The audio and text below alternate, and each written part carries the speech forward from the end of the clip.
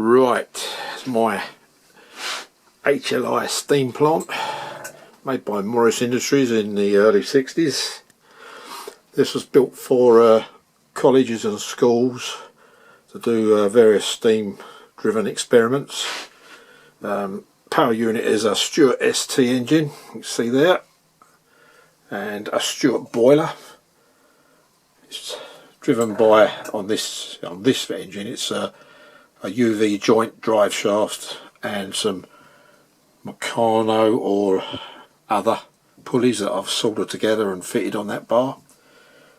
I don't know what the original would have been like. That's not the original, that's a propeller shaft UV joint.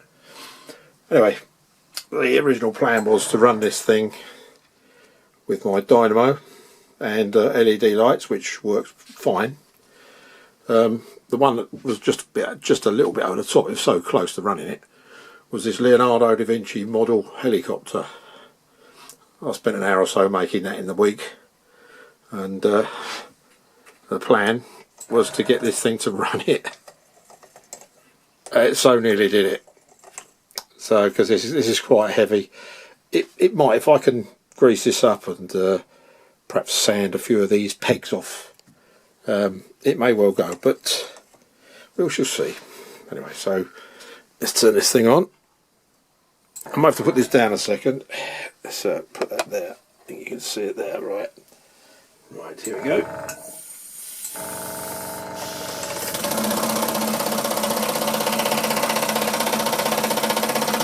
See, the LEDs are alight there.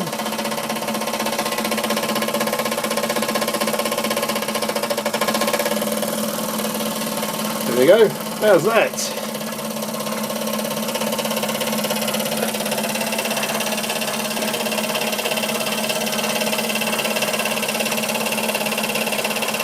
LED's just about good enough. The belt's a bit loose, so it might need tightening out as touch. Anyway, that's good enough for this experiment. So that was what I wanted to happen on the steam. It so nearly did it. Just a bit tightening. But on air, which is a continuous compressor, pressure remains stable all the time. Steam gets used up and has to replenish itself through heat. So anyway, let's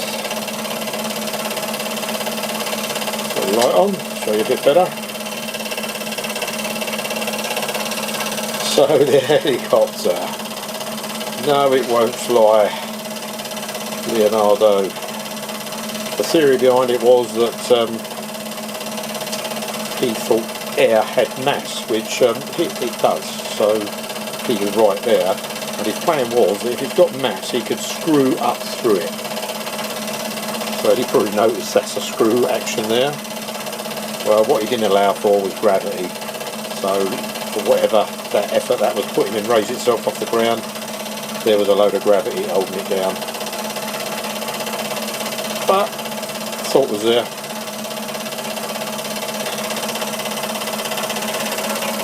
Oh, well made kit actually. Yeah.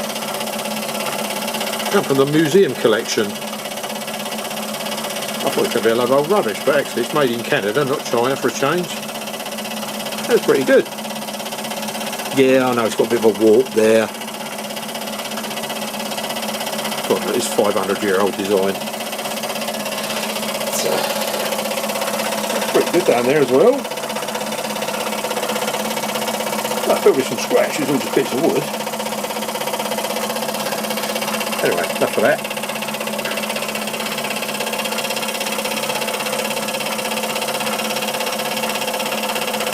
Yeah, like I said just now, I'm not even giving up on the steam. I'll try and fine tune this down here and there. Perhaps put some copper slip in there if it's not too messy. See if I can get it to spin a bit better, a bit freer. And we'll be there.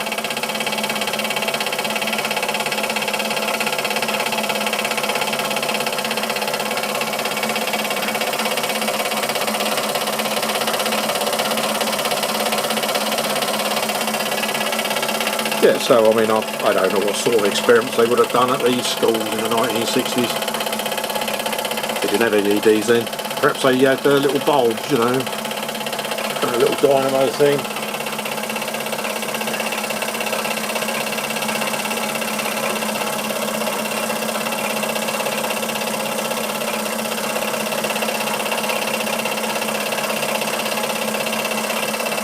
God, this is so therapeutic. I could sit there and watch this forever.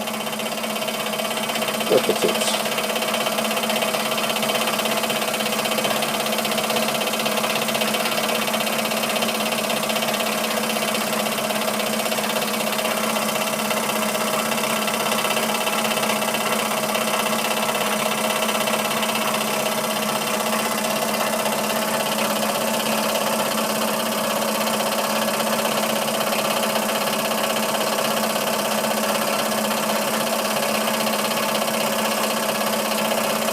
To say really.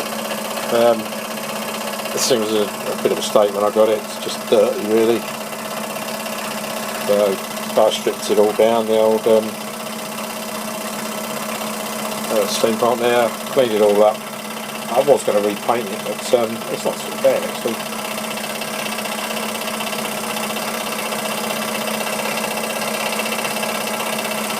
So that's good enough.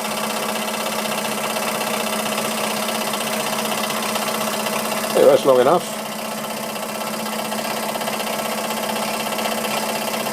I may put this in as one of my tables. It's in STWWW 1923 coming up. I think it's interesting enough. I know it's not all steam, but from an interest point of view.